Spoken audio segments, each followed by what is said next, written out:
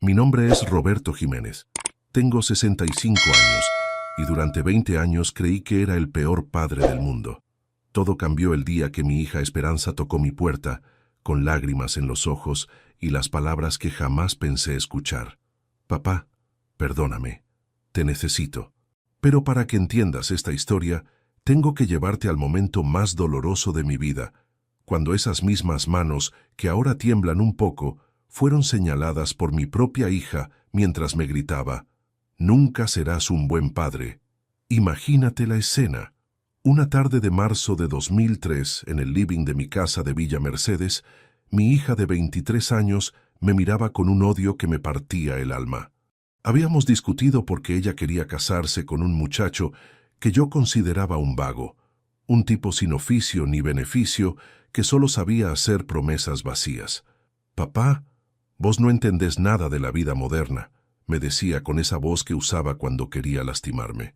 «Vos pensás que porque trabajaste toda tu vida en esa fábrica de zapatos, ya sabés todo sobre las personas». Pero lo que vino después fueron las palabras que me marcaron para siempre. «Nunca serás un buen padre.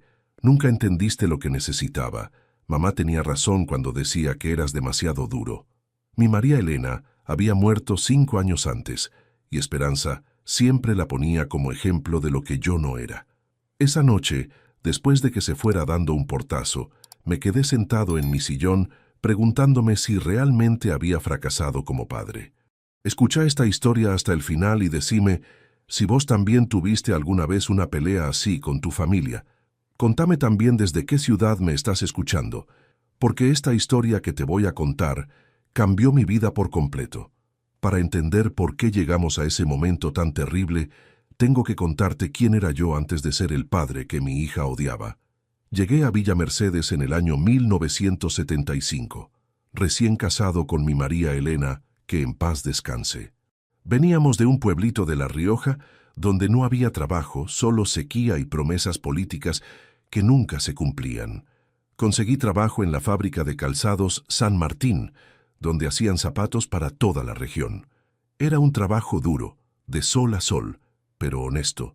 María Elena trabajaba en una escuela como auxiliar de limpieza y entre los dos apenas juntábamos para pagar el alquiler de un ranchito en las afueras. Cuando nació Esperanza, yo ya había empezado a ahorrar peso por peso para comprar un terreno donde construir nuestra casa.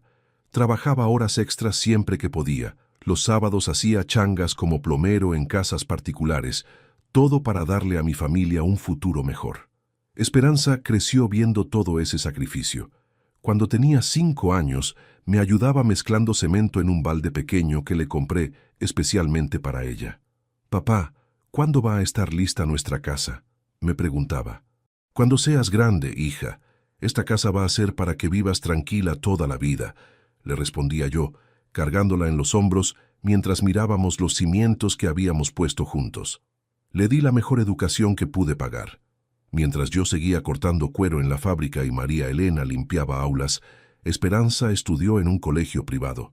Cada mes, cuando llegaba la boleta, yo pagaba sin chistar, aunque eso significara no comprar carne durante 2 semanas. Cuando se recibió de maestra, hice una fiesta acá en casa. Invité a todos los vecinos, a mis compañeros de la fábrica, a toda la familia que teníamos en la zona. Pero algo cambió después de que se recibió. Esperanza empezó a salir con gente que yo no conocía, gente que hablaba de proyectos grandes, de negocios, de plata fácil. Se avivó con las ideas de la ciudad, como decía mi María Elena. Y un día me presentó a Facundo Morales, un muchacho de pelo largo que hablaba mucho, pero que nunca había trabajado un día en su vida. «Papá, Facundo es músico», me explicó Esperanza la primera vez que lo trajo a casa. «Va a formar una banda y van a hacer discos». Músico. Yo no tenía nada contra la música, pero sabía que en nuestra realidad, en nuestro pueblo, ser músico no daba para mantener una familia. «¿Y de qué van a vivir mientras tanto?», le pregunté. «Del aire». María Elena trataba de mediar entre nosotros. «Roberto, déjala que viva sus sueños», me decía. Pero yo veía las cosas de manera diferente. Yo había trabajado toda mi vida para que mi hija no tuviera que pasar necesidades, y ahora ella se enamoraba de alguien que la iba a hacer pasar exactamente por lo que nosotros habíamos pasado. Las peleas empezaron de a poco. Primero eran discusiones sobre horarios, después sobre las salidas, después sobre la plata que ella le prestaba a Facundo para la banda. Un día encontré que faltaban 200 pesos de la lata donde guardaba los ahorros para arreglar el techo. Cuando le pregunté a Esperanza, me dijo que los había tomado prestados para ayudar a Facundo a comprar una guitarra. Hija, esa plata era para arreglar las goteras, le expliqué. Cuando llueva, se nos va a inundar la casa. Pero ella me miró como si yo fuera el peor tacaño del mundo. Papá, vos no entendés. Facundo tiene talento. Esta guitarra le va a cambiar la vida. La guitarra le cambió la vida, sí, pero no como ella esperaba. Después de María Elena murió, cuando Esperanza tenía 20 años, cáncer de útero. Esos fueron los meses más duros de mi vida. Cuidarla de noche después de trabajar todo el día, llevarla a los médicos en Córdoba, comprar remedios que costaban una fortuna. Esperanza ayudó, sí, pero el que se levantaba cada madrugada para darle los medicamentos era yo. El que se quedó despierto todas las noches sosteniéndole la mano fue este viejo que después ella llamó mal padre. Después del funeral, la casa quedó muy vacía. Esperanza se había mudado a vivir con Facundo en un departamento pequeño en el centro del pueblo. Venía a visitarme los domingos, pero siempre con él, y siempre hablando de los planes grandiosos que tenían. Papá, nos vamos a mudar a Buenos Aires, me anunció un domingo. Allá Facundo va a poder desarrollar su carrera. ¿Y de qué van a vivir mientras tanto?, le pregunté. ¿Quién les va a pagar el alquiler? Facundo, que hasta ese momento había estado callado, me contestó con una sonrisa soberbia. Don Roberto, usted no entiende el mundo artístico. El arte no se mide en pesos. El arte no se mide en pesos, pero el alquiler sí, pensé yo. Pero me callé la boca. 3 meses después, me enteré de que se habían casado por civil sin invitarme. Me lo contó la vecina que lo había leído en el diario local.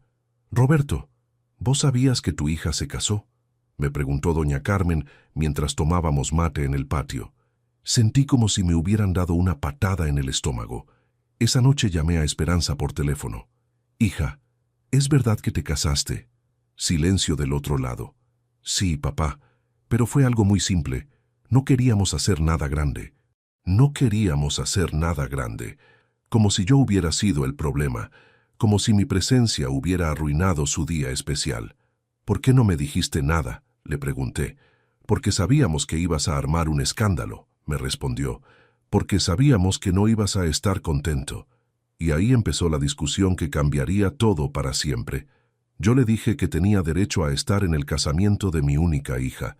Ella me dijo que yo nunca la había apoyado en nada. Yo le dije que había trabajado toda mi vida para darle lo mejor. Ella me dijo que lo mejor no era solo plata, sino también comprensión. Y entonces llegamos al momento que te conté al principio. Esperanza vino a casa esa tarde de marzo, pero no venía a disculparse. Venía a pedirme plata. Papá, necesitamos 5,000 pesos, me dijo. Facundo tiene la oportunidad de grabar un demo con un productor de Buenos Aires, pero necesitamos la plata para pagar el estudio. 5,000 pesos. En esa época era más de la mitad de mi jubilación. Hija, le dije, yo no tengo esa plata. Y si la tuviera, no se la daría a Facundo para que siga con esa fantasía. Ahí se desató el infierno. Vos nunca creíste en mí, me gritó. Nunca apoyaste mis sueños. Siempre fuiste un amargado que solo sabe trabajar y juntar monedas. Le expliqué que no era amargado, que era realista, que yo había visto suficiente mundo como para saber cuándo algo tenía futuro y cuándo era solo una ilusión cara. Hija, Facundo tiene 30 años y nunca trabajó. ¿Hasta cuándo van a vivir de sueños? Y ahí llegó el momento más doloroso de mi vida. Esperanza se paró, me señaló con el dedo y me dijo las palabras que me marcaron para siempre. Nunca serás un buen padre. Nunca entendiste lo que necesitaba. Mamá tenía razón cuando decía que eras demasiado duro. Por eso me casé sin invitarte, porque sabía que ibas a arruinar todo como arruinaste mi infancia, con tu obsesión por el trabajo. Se fue dando un portazo y yo me quedé ahí, parado en el medio del living, sintiendo como si todo lo que había construido en mi vida se hubiera derrumbado en un segundo. Durante los días siguientes traté de llamarla, pero nunca me atendía. Cuando finalmente logré hablar con ella, Me dijo que no quería verme hasta que yo no cambiara de actitud. Pero acá viene la parte de la historia que mi hija nunca supo. Yo no era el tacaño sin corazón que ella creía. Durante todos esos años de trabajo en la fábrica, además de ahorrar para la casa y para su educación, había estado guardando plata en una cuenta especial que abrí cuando ella nació. Una cuenta que llamaba el futuro de Esperanza. Cada peso extra que ganaba trabajando horas extras, cada peso que sobraba de los gastos de la casa, cada peso que me daba María Elena de sus trabajos de limpieza, lo guardaba en esa cuenta. Durante 23 años había estado ahorrando pensando en el día en que Esperanza se casara, tuviera hijos, comprara su casa, necesitara ayuda de verdad. También había empezado a comprar bonos del gobierno, esos que vendían en la fábrica para los empleados. Cada mes compraba uno pequeño, pero constante. María Elena pensaba que era para nuestra jubilación, pero en realidad era todo para Esperanza. «Roberto, estás ahorrando demasiado», me decía mi mujer. «Tenemos que vivir también». Pero yo tenía una visión clara. Quería que mi hija nunca pasara por las necesidades que nosotros habíamos pasado. Cuando María Elena se enfermó, estuve tentado de tocar esos ahorros para pagar mejores médicos, tratamientos privados, medicamentos importados. Pero ella misma me lo prohibió. «Roberto, esa plata es para Esperanza. Yo ya viví mi vida. Que ella tenga oportunidades que nosotros no tuvimos». Fue una de las últimas conversaciones profundas que tuvimos antes de que la enfermedad la llevara. Después de su muerte, cuando me quedé solo, esos ahorros se convirtieron en mi obsesión secreta. Cada mes, religiosamente, depositaba parte de mi sueldo. Cada extra que ganaba haciendo trabajos de plomería los fines de semana, cada peso que ahorraba no comprando cosas para mí, todo iba a esa cuenta. Era mi manera de seguir siendo padre, aunque mi hija ya no viviera conmigo. Cuando ella me pidió los 5,000 pesos para el demo de Facundo, yo tenía 42,000 pesos en esa cuenta. 42,000 pesos que había juntado pensando en su futuro, no en las fantasías de su marido. Pero después de esa pelea terrible, después de que me dijera que nunca había sido un buen padre, decidí que no iba a tocar esa plata hasta que ella se diera cuenta por sí sola de sus errores. Me equivoqué. Tendría que habérselo dicho en ese momento. Tendría que haber sido menos orgulloso, pero el dolor de sus palabras me había cerrado el corazón.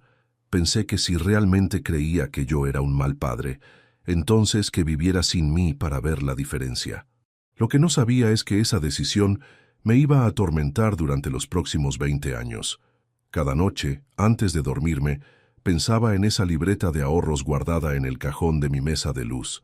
Cada peso que se sumaba con los intereses me recordaba que tenía el poder de ayudar a mi hija, pero que mi orgullo me lo impedía. Hubo momentos en que estuve muy cerca de ceder, especialmente cuando supe que estaban pasando dificultades en Buenos Aires. Me imaginaba a Esperanza contando monedas para comprar comida, trabajando hasta tarde para pagar el alquiler, y yo ahí sentado en mi casa con una fortuna que crecía mes a mes en el banco. Pero algo dentro mío se había endurecido. «Si quiere vivir así, que aprenda», me decía. Total, según ella, yo nunca fui un buen padre. Era una mentira que me contaba para no enfrentar la verdad, que tenía miedo de volver a ser rechazado, que era más fácil mantener la distancia que arriesgarme a otro portazo. Durante esos años desarrollé una rutina que me ayudaba a no pensar tanto en Esperanza. Me levantaba a las 5 de la mañana, hacía ejercicio en el patio, desayunaba leyendo el diario, me iba al trabajo como sereno.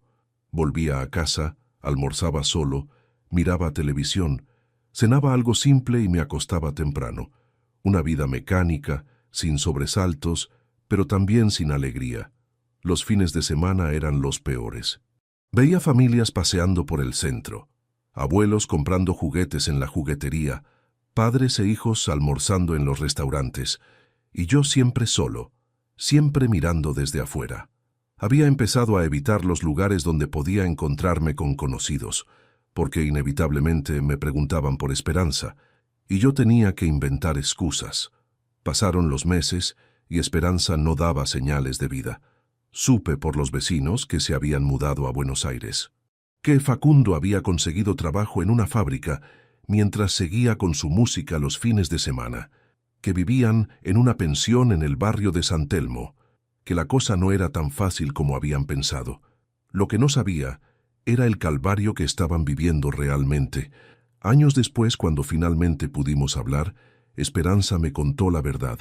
Llegaron a Buenos Aires con los ahorros que tenían, que les duraron apenas 2 meses. La pensión era un cuarto diminuto con baño compartido, donde se escuchaba todo lo que pasaba en los otros cuartos. Esperanza buscó trabajo como maestra, pero le pedían experiencia que ella no tenía, o títulos adicionales que no podía pagar. Facundo consiguió trabajo en una fábrica de autopartes en el turno noche.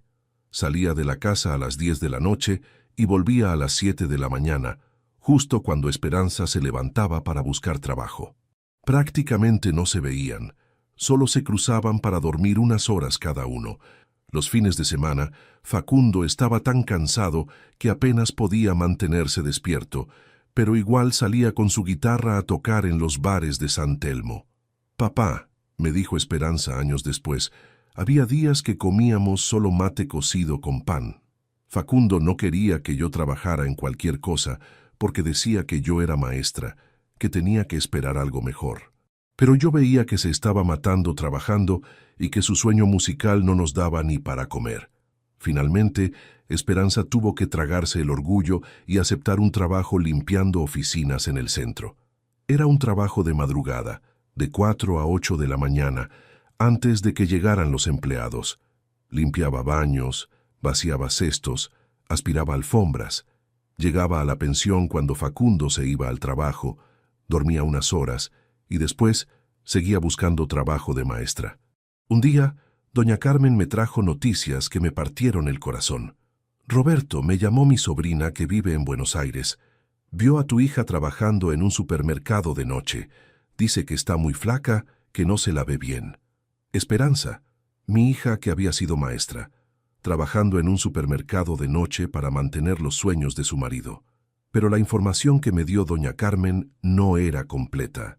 Esperanza no solo trabajaba limpiando oficinas de madrugada y en el supermercado de noche. También había conseguido dar clases particulares los sábados por la tarde a chicos del barrio. 3 trabajos para poder sobrevivir en una ciudad que se comía a los provincianos sin experiencia urbana. Había noches, me contó después Esperanza, que llegaba tan cansada que me sentaba en la cama y lloraba. No de tristeza, sino de agotamiento. Facundo me abrazaba y me decía que todo iba a mejorar, que él iba a conseguir un trabajo mejor, que íbamos a salir adelante. Pero yo pensaba en vos, papá. Pensaba en la casa de Villa Mercedes, en tu comida casera, en lo cómodo que había sido vivir sin preocuparme por el alquiler. Esa noche no pude dormir. Me la imaginé ahí, repotando góndolas después de haber estado todo el día trabajando, mientras Facundo andaba por los bares con su guitarra. Estuve tentado de llamarla, de decirle que viniera a casa, que tenía plata guardada para ella. Pero mi orgullo fue más fuerte. Si quiere vivir así, que viva, pensé. Total, según ella, yo nunca fui un buen padre. Qué equivocado estaba. El orgullo es el sentimiento más caro que existe, porque te hace perder lo que más querés por defender razones que después no importan. Pasaron 2 años sin noticias directas, solo rumores que llegaban por los vecinos, que Facundo había dejado la música, que trabajaba en construcción, que se habían mudado a un departamento mejor, que Esperanza había conseguido trabajo como maestra en una escuela privada, que las cosas les iban mejor, pero que nunca hablaban de Villa Mercedes, nunca hablaban de volver. Yo seguía trabajando en la fábrica, que ya no era la misma. Habían empezado a traer zapatos baratos de otros países y las ventas habían bajado mucho. Rumores de cierre, rumores de despidos, rumores de que nuestro tiempo había terminado. Pero yo seguía ahí, cumpliendo horario, porque era lo único que sabía hacer. En el año 2005, la fábrica cerró definitivamente. Después de 30 años cortando cuero, me encontré en la calle a los 57 años. La indemnización me alcanzó para pagar las deudas que tenía y quedarme con un poco para sobrevivir hasta que me saliera la jubilación. Fueron meses muy duros, buscando trabajo a mi edad, compitiendo con gente más joven, sintiendo que el mundo había cambiado y yo no. Conseguí trabajo como sereno en una empresa de transportes. Turnos de noche, 12 horas parado cuidando camiones, con un sueldo que era la mitad de lo que ganaba en la fábrica. Pero al menos era trabajo honesto. Durante esos años de soledad, empecé a pensar mucho en Esperanza, en las cosas que me había dicho, en si realmente había sido tan mal padre como ella creía. En esas largas noches de guardia, con solo el sonido de los camiones y el radio de la empresa, tenía demasiado tiempo para pensar. Repasaba cada conversación que habíamos tenido, cada decisión que había tomado como padre, cada momento en que tal vez había sido demasiado duro con ella. María Elena siempre me decía que fuera más comprensivo, más flexible. Roberto, no todos los problemas se resuelven trabajando más, me decía. A veces hay que saber escuchar también. ¿Y si tenía razón María Elena? ¿Y si Esperanza también tenía razón? Tal vez había sido un padre que solo sabía proveer materialmente, pero que no había sabido proveer emocionalmente. Tal vez había estado tan obsesionado con darle una casa, educación y comida, que me había olvidado de darle comprensión y apoyo a sus sueños. Durante esos años, desarrollé una costumbre que me avergonzaba, pero que no podía evitar. Cada vez que veía a una chica joven por la calle, que se parecía a Esperanza, la seguía con la mirada. Cada vez que escuchaba a alguien hablar con acento porteño en el pueblo, me acercaba a escuchar por si mencionaban a mi hija. Cada vez que sonaba el teléfono, por un segundo pensaba que podía ser ella. Los domingos eran especialmente duros. Caminaba por la plaza y veía abuelos empujando cochecitos, padres enseñándoles a sus hijos a andar en bicicleta, familias completas tomando helado en la confitería. Yo volvía a mi casa vacía, me preparaba un almuerzo simple y me sentaba a comer solo mientras veía programas de televisión que no me interesaban. Una vez, en el supermercado, una nena pequeña se me acercó y me dijo, «Abuelo, ¿me ayudas a alcanzar esos caramelos?». Su mamá se disculpó rápidamente, pero yo le dije que no se preocupara. Le alcancé los caramelos a la nena y cuando me sonrió sentí una punzada en el corazón. En algún lugar de Buenos Aires, tal vez mi hija ya tenía hijos que nunca iban a conocer a su abuelo. La soledad me estaba cambiando. Me había vuelto más callado, más retraído. Los vecinos me invitaban a los asados del domingo, pero yo siempre encontraba excusas para no ir. No tenía ganas de escuchar historias de familias felices cuando la mía estaba rota por mi culpa. Porque después de todos esos años de pensar, había llegado a la conclusión de que la culpa era mía. Yo había sido el adulto. Yo tendría que haber sabido cómo manejar la situación mejor. Tal vez tenía razón. Tal vez había sido demasiado duro. Tal vez tendría que haber apoyado más sus sueños, aunque me parecieran irreales. Tal vez el amor de padre no era solo dar educación y casa, sino también dar esperanza. Tal vez María Elena tenía razón cuando me decía que fuera menos estricto con ella. En el 2008 me llegó la noticia de que Esperanza había tenido un bebé. Me lo contó la hermana de María Elena, que se había encontrado con alguien que los conocía en Buenos Aires. «Roberto, tenés un nieto», me dijo. «Se llama Tomás». Un nieto que no conocía. Un nieto que tal vez nunca iba a conocer. Esa noche lloré como no lloraba desde que murió María Elena. Lloré porque mi nieto estaba creciendo sin saber que tenía un abuelo que lo amaba sin conocerlo. Lloré porque Esperanza estaba criando a su hijo sin el apoyo de su padre. Lloré porque mi orgullo había sido más importante que mi familia. Traté de conseguir el teléfono de Esperanza, pero nadie lo tenía. Pregunté en el registro civil si podía obtener información, pero me dijeron que necesitaba datos que yo no tenía. Escribí una carta a la escuela donde supuestamente trabajaba, pero nunca recibí respuesta. Era como si hubieran desaparecido del mundo. En el 2011 me jubilé.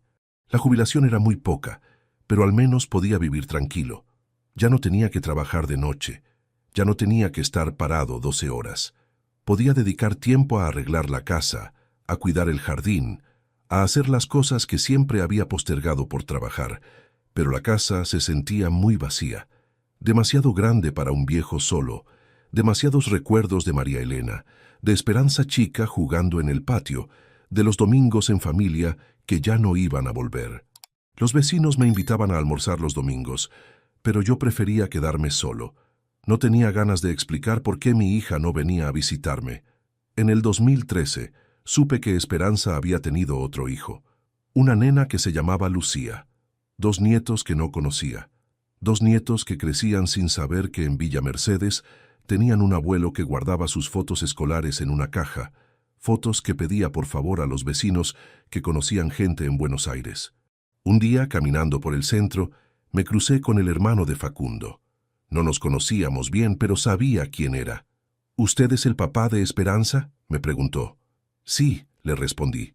¿Cómo están? Bien, me dijo, pero con una cara que no me gustó nada. Facundo está trabajando en una metalúrgica. Esperanza sigue de maestra. Los chicos están grandes. Le pregunté si sabía por qué nunca volvían a Villa Mercedes, por qué nunca se comunicaban conmigo. Se quedó callado un momento, como pensando si decirme o no la verdad. Don Roberto, me dijo finalmente, Esperanza siempre habla de usted, pero dice que usted nunca la perdonó por haberse casado con Facundo. Dice que la última vez que hablaron, usted le dijo que no la quería ver hasta que no se separara. Yo nunca le dije eso. Yo le dije que no quería verla hasta que cambiara de actitud, refiriéndome a los gritos, a las faltas de respeto. Pero en algún momento, en esos años de silencio, el mensaje se había distorsionado. Esperanza creía que yo la había rechazado por su matrimonio, no por sus palabras. Esa noche escribí una carta larga donde le explicaba todo, donde le pedía perdón por haber sido tan duro, donde le contaba sobre la cuenta de ahorros que tenía a su nombre, donde le decía que quería conocer a mis nietos, donde le decía que la extrañaba todos los días. Le pedí la dirección al hermano de Facundo y mandé la carta. Nunca llegó.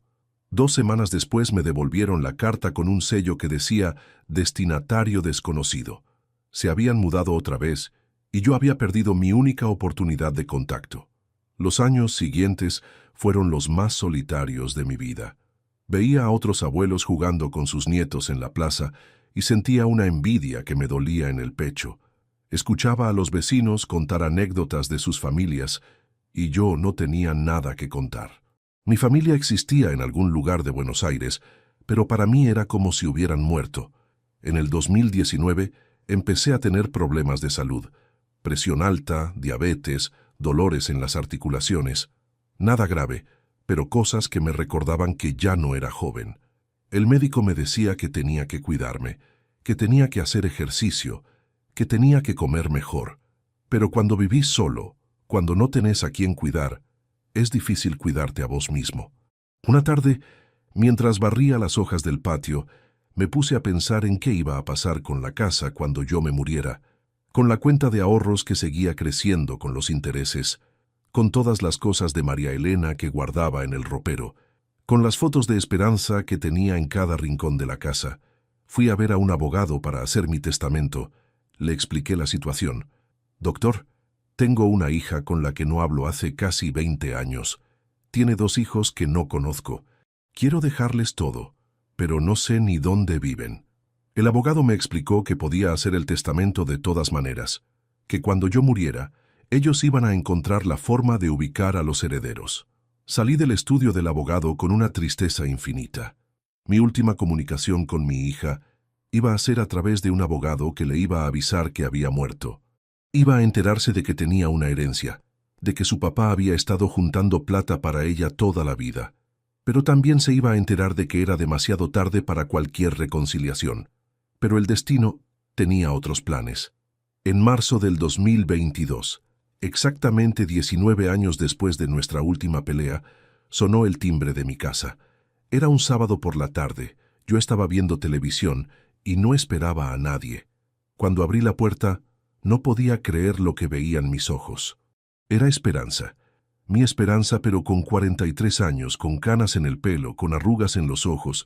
Estaba parada en mi puerta con una valija en la mano y lágrimas en los ojos. Atrás de ella había 2 chicos que obviamente eran mis nietos. Tomás, de 14 años, alto como su abuelo, y Lucía, de 11, con los mismos ojos de su abuela María Elena. «Hola, papá», me dijo con una voz quebrada. «¿Podemos hablar?». Yo no podía hablar. Literalmente no me salían las palabras. Solo pude hacer una seña para que pasaran. Los chicos me miraban con curiosidad, como tratando de descifrar quién era ese viejo que lloraba sin disimulo. Nos sentamos en el living, en el mismo lugar donde 20 años antes habíamos tenido nuestra pelea terrible.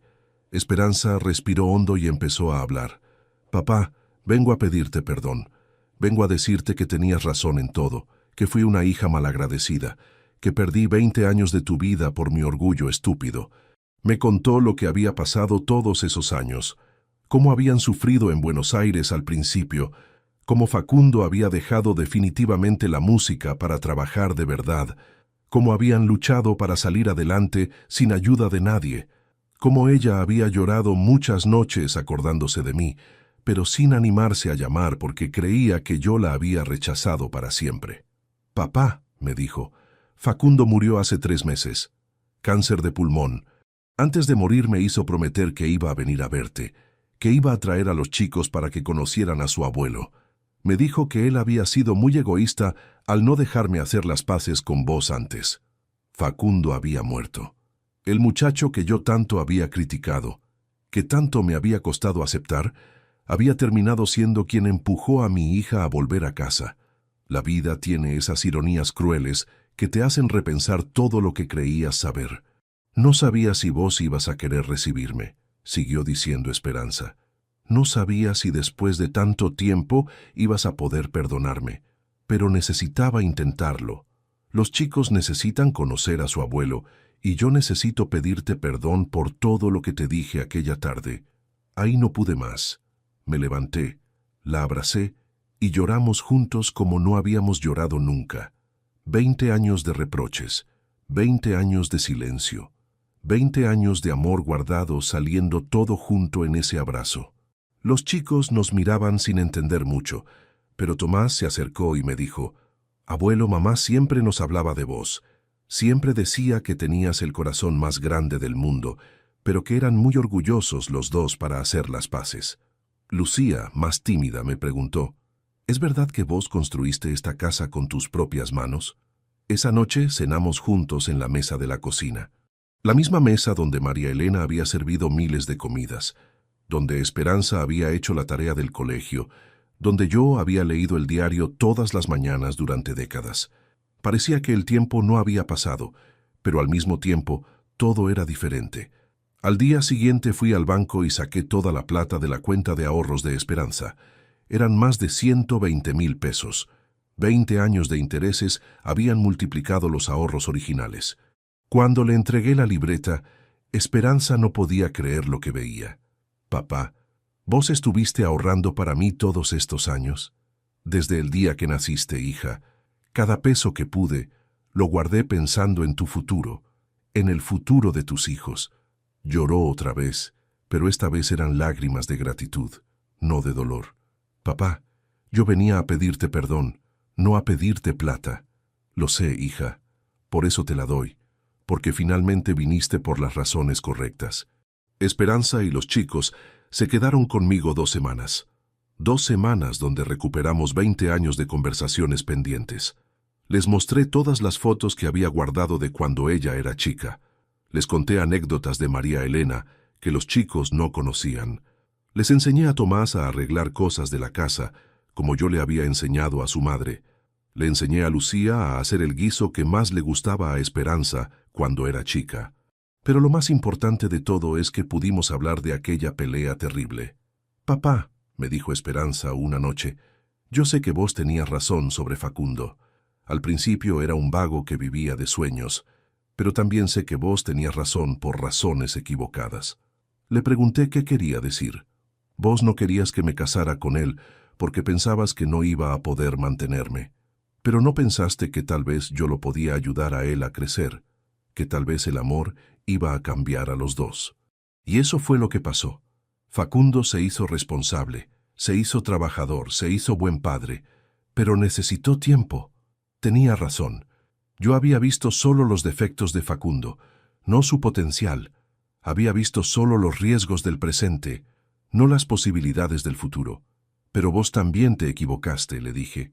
«Me dijiste cosas muy duras. Me hiciste sentir que todo mi sacrificio no había valido nada. Lo sé, papá, y te pido perdón por eso. Estaba enamorada, estaba ciega. Estaba convencida de que vos no me entendías porque no habías estudiado como yo. Qué estúpida fui. Los títulos no te dan sabiduría. La vida te da sabiduría. Cuando llegó el momento de que volvieran a Buenos Aires, yo ya había tomado una decisión. Esperanza, le dije, yo ya estoy grande para vivir solo en esta casa. ¿Por qué no se mudan acá? Total, la casa va a ser tuya cuando yo me muera. Mejor que la disfruten ahora. Esperanza lo pensó unos días.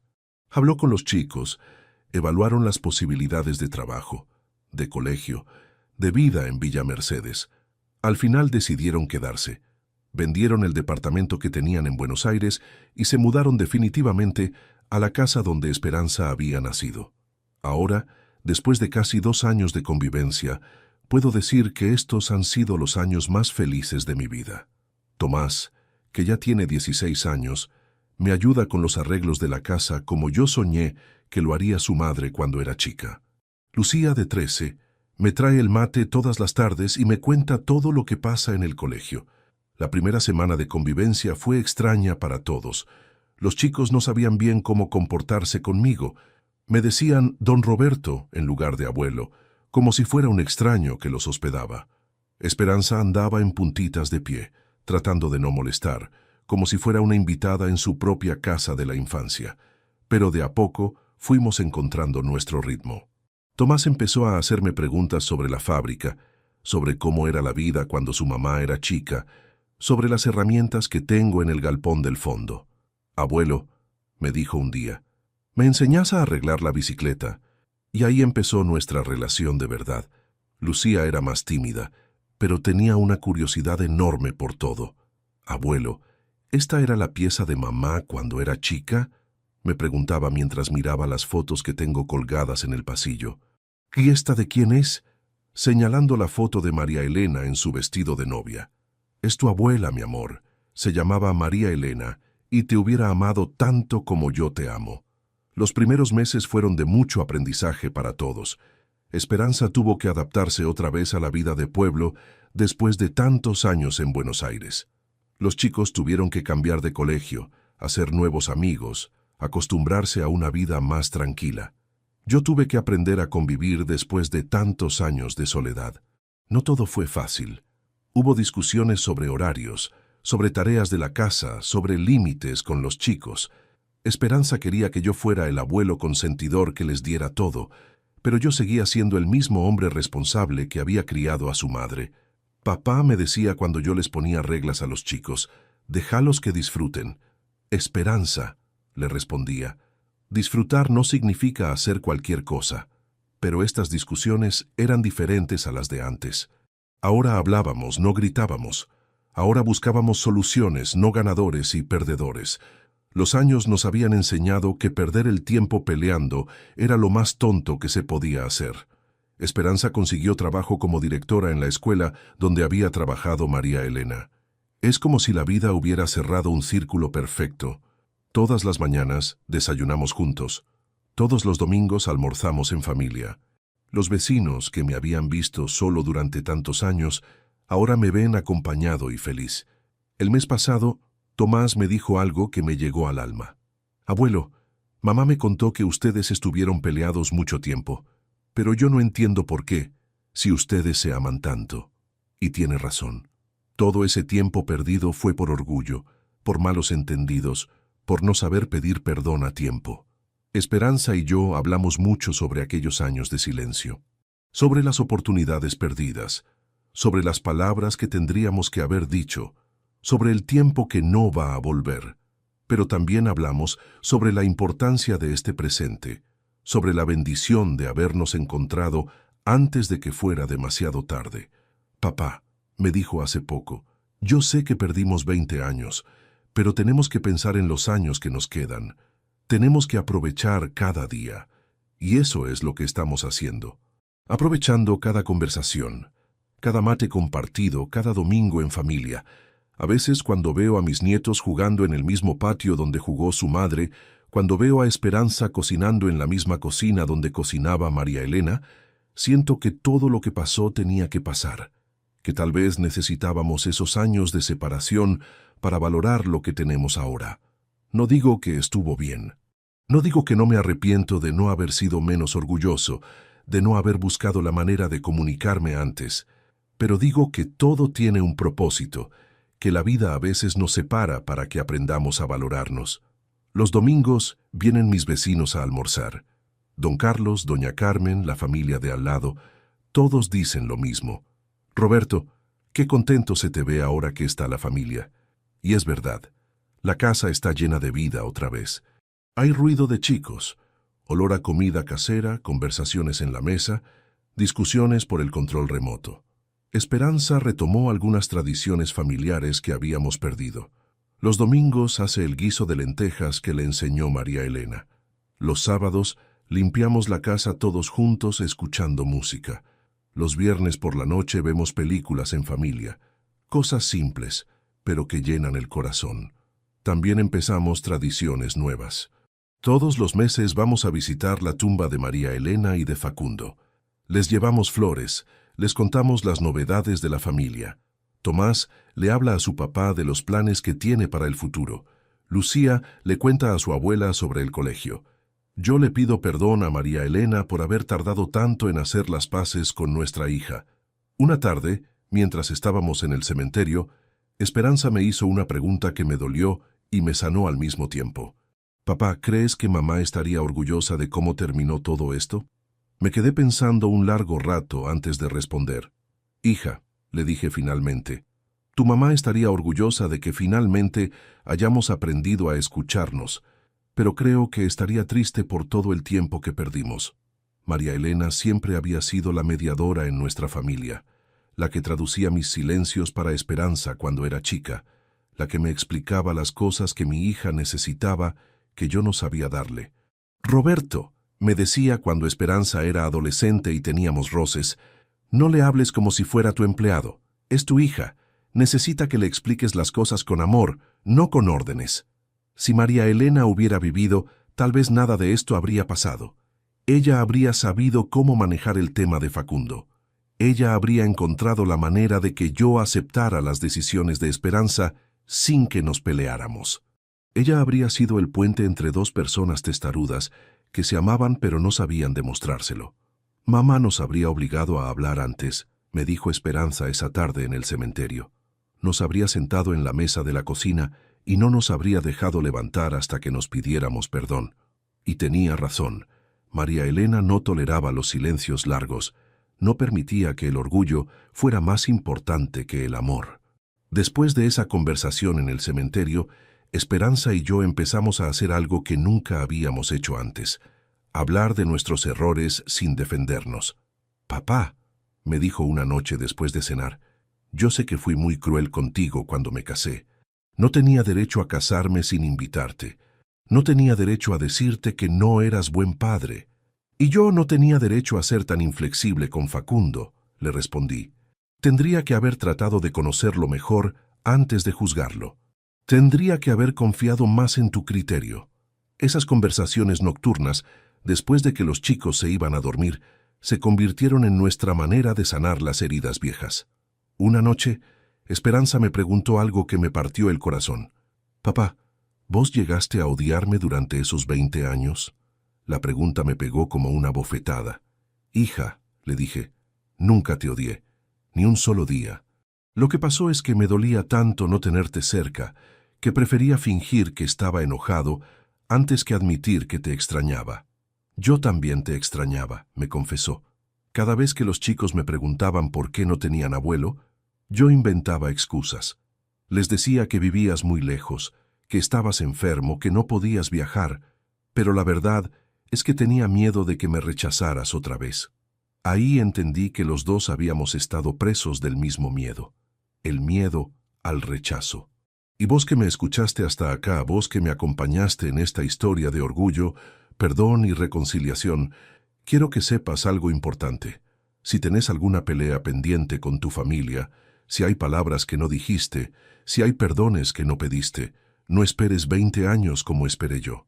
La vida es muy corta para desperdiciarla en orgullos tontos. El orgullo te hace creer que tenés razón cuando en realidad tenés soledad. El orgullo te hace defender posiciones cuando deberías estar defendiendo relaciones. El orgullo te hace perder años de amor por cuidar minutos de dignidad. No vale la pena. Nunca vale la pena. Si tu hijo, tu hija, tu padre, tu madre, tu hermano está lejos por una pelea vieja, agarra el teléfono y llámalo. Si no sabes cómo empezar, empezá pidiendo perdón. No importa quién tuvo razón en el pasado. Lo que importa es quién va a dar el primer paso hacia el futuro. Yo perdí 20 años con mi hija por no saber decir perdón, me equivoqué. 20 años donde no conocí a mis nietos, donde no pude ayudar a mi hija cuando me necesitaba, donde no pude disfrutar de ser abuelo. 20 años que no vuelven, por más que ahora seamos felices. No cometas mi mismo error. No dejes que el orgullo te robe lo más importante que tenés en la vida, porque al final, cuando ya estés viejo como yo, no te vas a acordar de quién tuvo razón en esa pelea. Te vas a acordar de los abrazos que no diste, de las conversaciones que no tuviste, del tiempo que perdiste lejos de quien más querías. Mi hija me dijo, nunca serás un buen padre, y yo tardé 20 años en demostrarle que se equivocaba. Pero lo más importante no es que se haya equivocado. Lo más importante es que ahora, a los 65 años, finalmente puedo ser el padre que siempre quise ser y el abuelo que mis nietos merecen tener. La semana pasada Tomás me dijo algo que me hizo pensar mucho. Abuelo, mi amigo del colegio dice que es raro que vivamos todos juntos, que los abuelos tienen que vivir en geriátricos. Le expliqué que cada familia encuentra su manera de ser feliz, que no existe una sola forma correcta de vivir. Además, le dije, ¿vos estás contento viviendo acá? Sí, abuelo, me encanta. Acá puedo aprender cosas que en Buenos Aires no podía. Y es verdad. Tomás ha aprendido a hacer carpintería básica, a arreglar cosas de la casa, a cultivar verduras en el patio.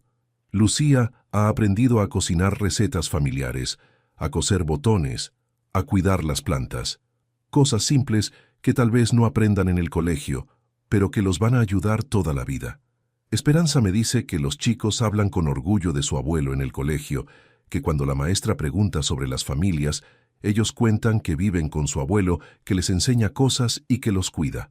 Papá, me dijo hace poco, los chicos sienten que tienen una familia completa otra vez. Ayer encontré a Lucía llorando en su pieza. Cuando le pregunté qué pasaba, me dijo que extrañaba a su papá, que quería que él conociera a su abuelo, que quería que todos estuviéramos juntos. La abracé y le dije que su papá nos cuidaba desde el cielo, que él había sido quien empujó a su mamá a venir a buscarme. Abuelo, me dijo, ¿vos crees que papá está contento de que seamos una familia otra vez? Estoy seguro, mi amor. Segurísimo. ¿Y vos? ¿Tenés alguna historia parecida? ¿Hay alguien a quien tenés que pedirle perdón o alguien a quien tenés que perdonar? Contame desde qué ciudad me estás escuchando y si esta historia te sirvió para pensar en tu propia familia. Porque al final, lo único que realmente importa en esta vida es el amor que damos y el amor que recibimos.